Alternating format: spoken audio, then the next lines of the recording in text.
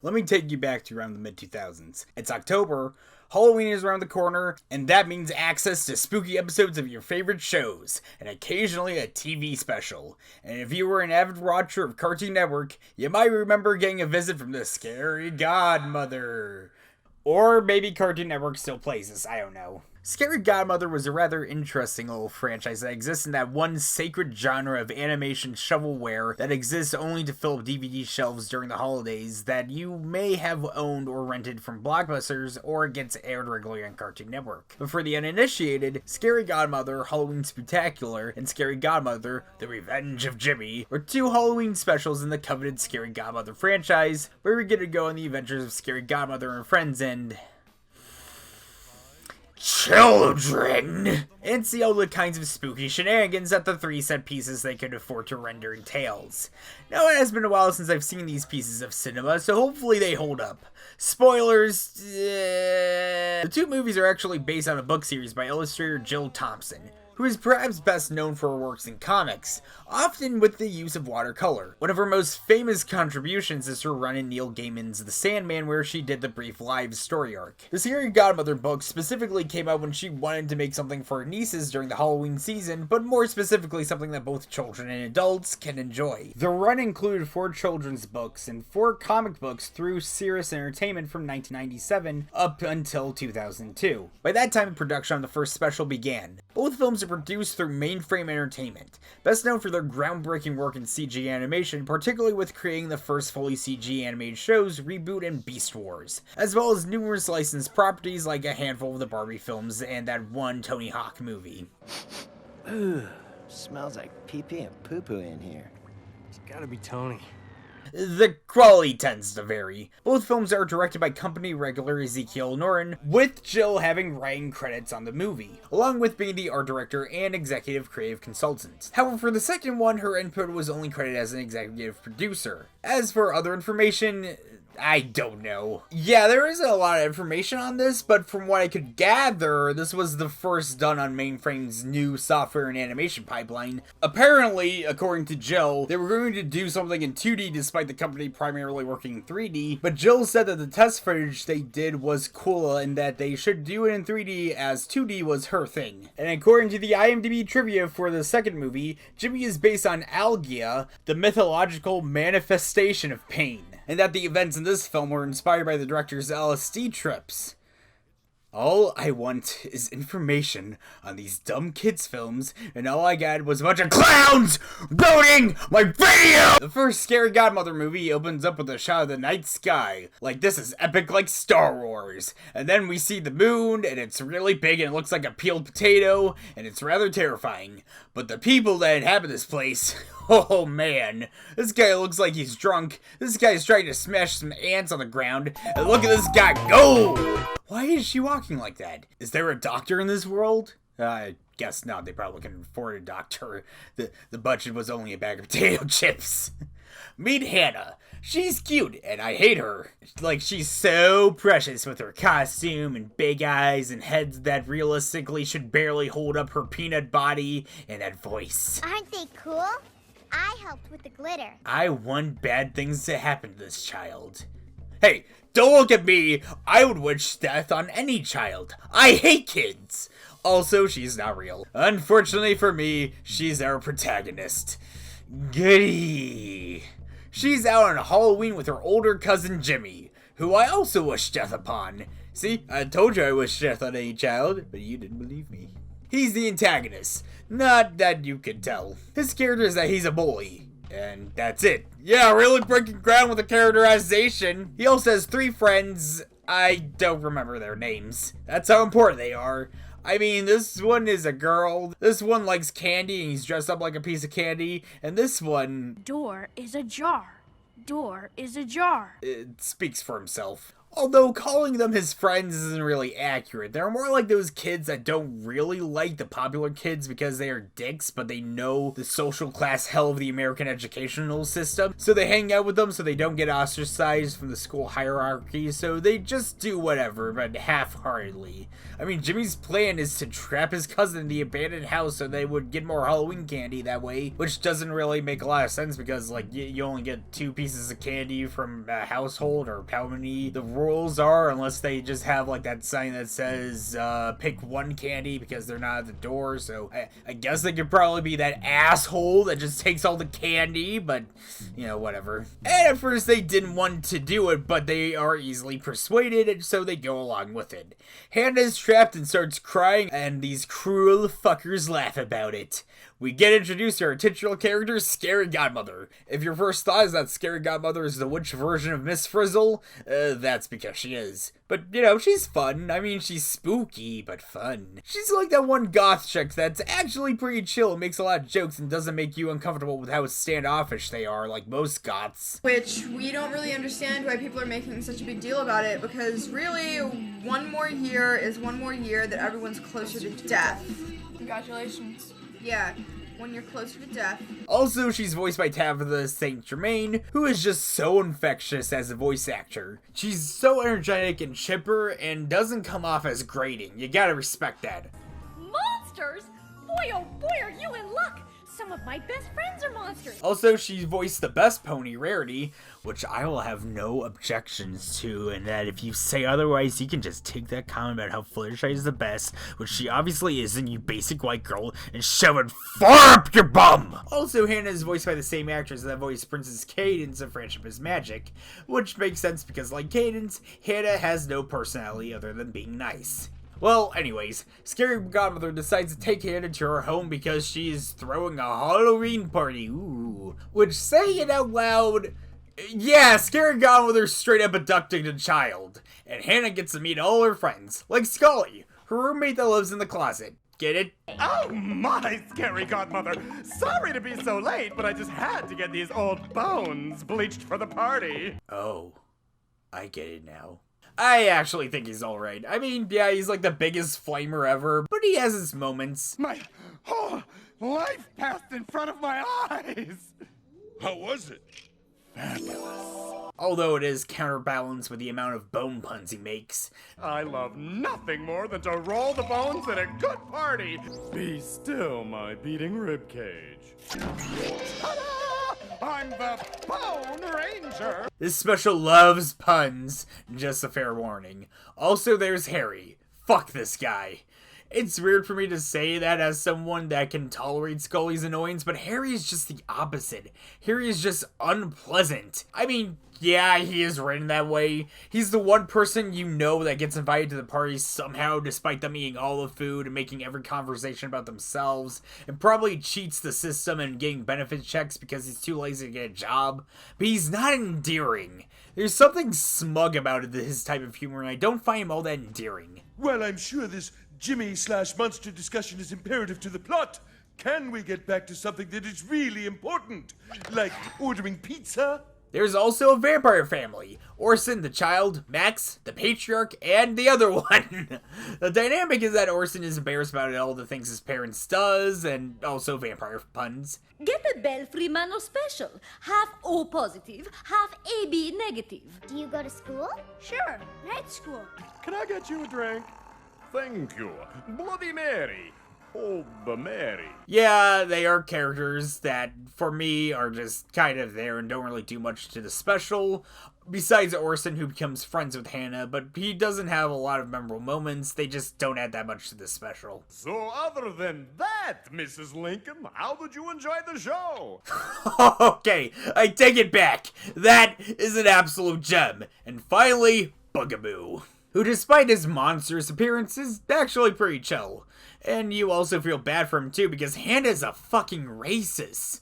Like, she screams in terror whenever the rest of the crew shows up, and she just wants to segregate Bugaboo from the party too. I don't care what kind of monster he is. Keep him away from me. He's big and mean and scary looking. Like, what the hell? He's just trying to have a good time, and yet here's this lady that just shows up and orders everything to go her way. She even shines a flashlight at him in order to destroy him. Hannah, you are an awful human being. Now let's talk about the animation. To put it mildly, it hasn't aged well. Actually, that's an insult to CG animation that hasn't aged well. This was bad even for the time. So like I said before, Mainframe was groundbreaking within the field of CG animation, and while that is something to praise, I don't mean that they were innovative. I mean, sure, for Reboot and Beast Wars to come out during the time they did, when no other animation studio was pushing for CG animation to TV, is pretty cool, but that doesn't mean that they were the same quality as Pixar or DreamWorks. They were a cheaper company, which is why they push out a lot of licensed content, as it's easier to crank out as product, despite it not looking like the highest quality visually. I guess it was cool at the time, but looking at it now, the flaws are even more apparent. Character models are recycled, and they look too geometrical and plastic with the textures. Like, this was a daily before they polish it up. On top of that, these children have dots for eyes, which just looks rather terrifying, like their souls left their bodies, and so they're just walking, talking corpses. Plus, their skin just warps around whenever they move their eyes or blink. It's unnatural. Oh yeah, and whenever they get scared, their eyes bulge out like in Calvin and Hobbes or Adventure Time. I do not like it. No. Also, as mentioned before, Hannah has this big-ass head. One thing I will give credit to this special is that while the children characters' designs are just fine, I guess, the monster characters actually look pretty solid. A lot of attention went into replicating Thompson's illustrations, and I feel like they pop out a lot more. Scary Godmother is gangly, but there's a lot of personality just looking at an image of her. Well, okay, maybe not from the special, but she's a very easy character to read, and I do like her orange hair and those long witch socks. Scully is very expressive for his model, and I just enjoy that. I like that the vampires are modeled after Nosferatu, and I do feel like they recapture the expressionism of the silent film star. Bugaboo matches this mix of creepy, but soft and cuddly. The one thing I don't care much for is Harry, whose design isn't exactly terrible, but I just cannot get over the hair physics on him. Ugh, does not look natural. I just realized when I was making this that he's wearing sheep on his shirt. He's a wolf in sheep's clothing. That's brilliant. You know what? He's getting a pass now. He's getting a pass. Good joke. Good joke. In terms of the actual animation, it's fine, I guess. The characters' movements are rather basic, but functional, if a bit robotic. That is, unless they are walking. You can also probably notice the backgrounds too, as they try to do a mix of the cell shading to match the illustrations of the books. It's an interesting concept that does mostly pay off. I think sometimes it can be a bit jarring, but largely it works for what it does, just being in the background. So, how's the plot? There isn't one. I mean, there is, I guess. Hannah learns to get over her fears of monsters, and Scary Godmother throws a party. It also teaches us how to keep werewolves quiet. Like, there's this instructional part here that comes out of nowhere and flies by super quickly. I didn't know I needed to do an activity for this. Like, if you have just told me, I would have gone to the store and bought some Smuckers and Skippies and Saltines, but you gave me no notice of it. Other than that, it's mostly them hanging out and doing a Charlie Brown dance. Meanwhile, Jimmy and his gang are outside laughing on this hilarious prank, which I thought was just an excuse for them to go out and get more candy. But no, they just sit there on the lawn wasting their Halloween. These kids suck. Also, I guess these two are a couple? Oh, and Miss Shoeless Joe for 3 kisses. Okay. Wait. I don't have any kisses. Oh. I did not need this special. I really didn't. I mean, I guess they are concerned about Hannah, but no one goes inside for some reason. Like, they don't even hear her crying anymore. She might be dead, but you guys are just a bunch of cowards to go inside. What is wrong with you? Breaker, we've lost contact with Katie and Daryl. Please advise Houston, over. Bert, nobody puts CBs in SUVs these days. You just left your baby cousin to the mercy of killer monsters on Halloween night? And you're concerned with the additions and upgrades in my cardboard SUV? Good point. Okay, that was actually funny. Back at Halloween Town, or whatever, Harry ruins the food, like he always does, and so they decide to order pizza. Yeah, the food sucks, so let's just get pizza. This is getting depressingly real now. Pizza? Pizza? Pizza? Pizza time. You late? Hannah and Bugaboo bond over their love of pizza toppings and becomes friends. So I guess they ended racism. Oh yeah, we get this. I did not need this either, Special. Why are you doing this? But it's revealed that Bugaboo knows Jimmy because Jimmy is one of the kids that he scares. Yeah, Bugaboo actually scares children. So Hannah has a right to be afraid of him because he tortures children. Which I am all for, by the way. Fuck them kids. But it's also kind of messed up. I mean, he seemed rather chill, but now I just don't know anymore. It's like finding out about Bill Cosby. But they hatch a plan to get back at the older kids by scaring them. Because that's the lesson that you should take away with kids. Get back at people through fear. Sound message right there. Hannah is seen as the champ and gets a key to unlock any door to go back to Halloween Town. Yeah, I'm gonna call it that. And they all beat the snot out of Harry. Good. We then jump 1 year later for Scary Godmother, The Revenge of Jimmy. And in my opinion, the best of the two. Or at least the one that I remember seeing the most. They are about on par with each other in terms of quality, but the insanity of this one is far more entertaining for me. As we can see, the animation has gotten less horrifying.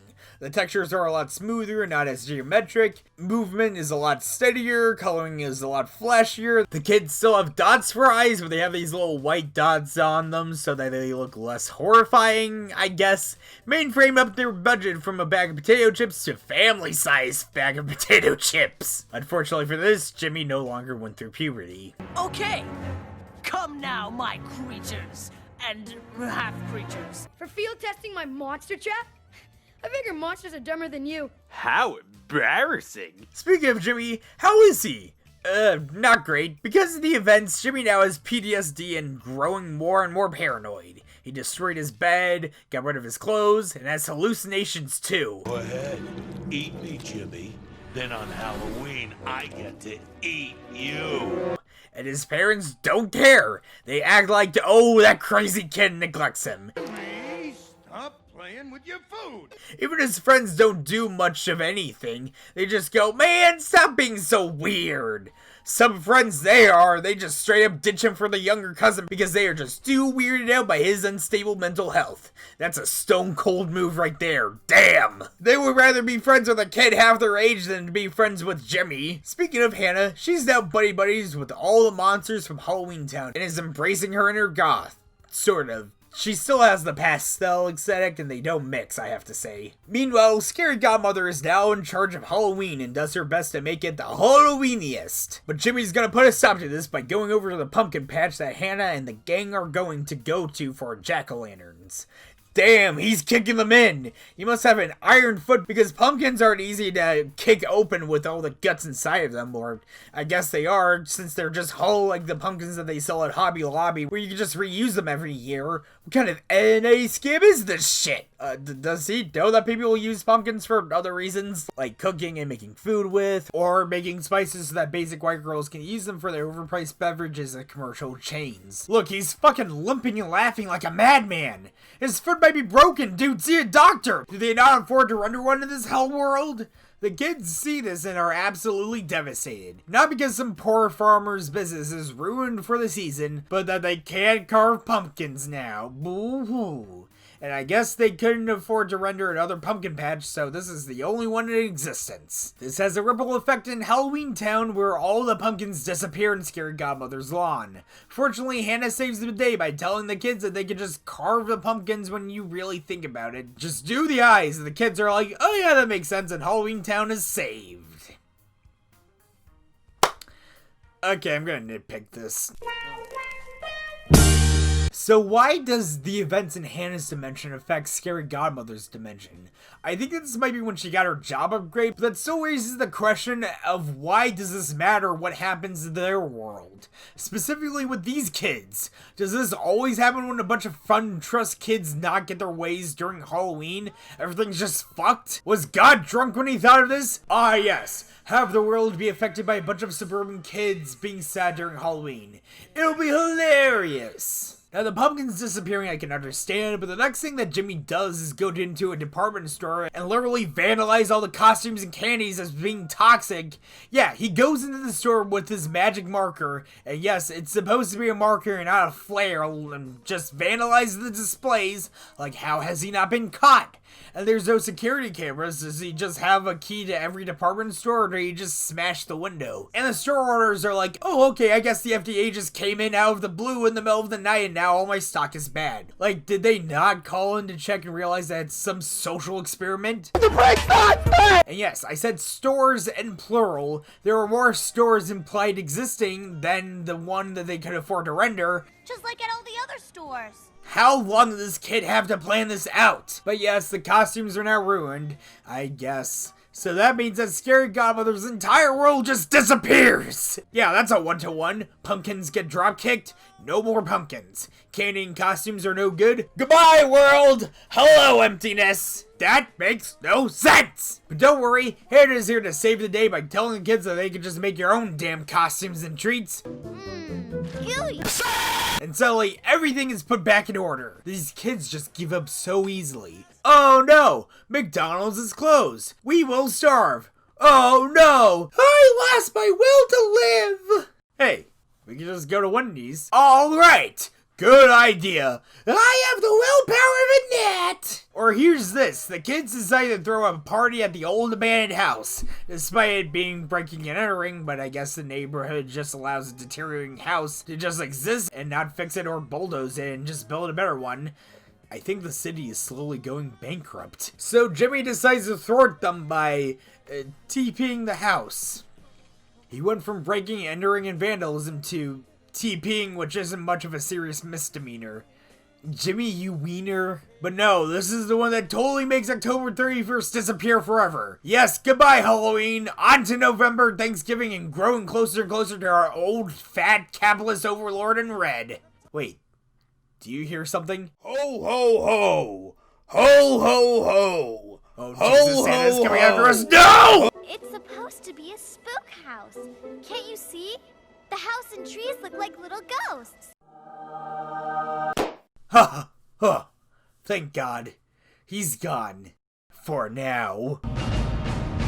So, yeah, I feel sorry for Scary Godmother that the Fae there exists and realizing these wishy-washy brats with soulless eyes.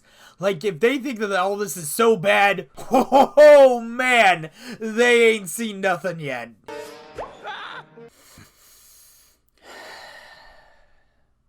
God, why are you doing this to me? Every crime, Jimmy grows more and more disfigured, becoming a creepy goblin monster. Like, this is some sort of Cronenberg body horror flick. Oh man, the climax of this movie is gonna be sick, man, let me tell ya. He decides for his final act to ruin Halloween is to sneak inside the house and steal the prize for the costume party. Oh yeah, I forgot to mention. Orson is all moody that his parents want to dress him up in traditional vampire attire for Halloween like they do every year. Even though he looks the exact same, but whatever. So Anna decides to say, hey, tradition is cool and all, but dressing up like somebody else is so much better than honoring your culture. Like, I get it, he's a kid, and you know, we should let him do what he wants, but still, this is like a culture that she doesn't fully understand. Would rather have this erasure of their traditions for some corporate bullshit. You know, I just realized Hannah is totally Karen. Jimmy tries to steal the prize and gets stopped and scares Bugaboo, his mortal enemy. And everyone congratulates him for doing such a good job despite his deteriorating mental and physical health. But he then has this realization of the true meaning of Halloween. It's not about the candy, or the fun of dressing up and getting together with friends. It's about the fear you inflict onto others. A good lesson to teach kids. He's now cured and is totally back to normal, and everyone lives happily ever after. Yeah, shut up. So yeah, those were the Scary Godmother specials. They aren't very good, but I still enjoy them. I mean, I spend most of the time just goofing on these and tearing them apart like an epic film critic, but I gotta admit, Revisiting these specials after so many years, I had fun watching them and reliving memories of watching these on TV when I was waiting for something better to come on or just passing the time because I wasn't old enough to understand half the jokes on The Office. I mean, sure, the specials are cheaply made and the stories range from padding to pure insanity, but there's a charm in these that just embrace the goofiness of making low-budget kids fluff. And I can respect that. At the very least, they are fun to watch with friends when you get together and make fun of watching them. So... hold on. I hear something.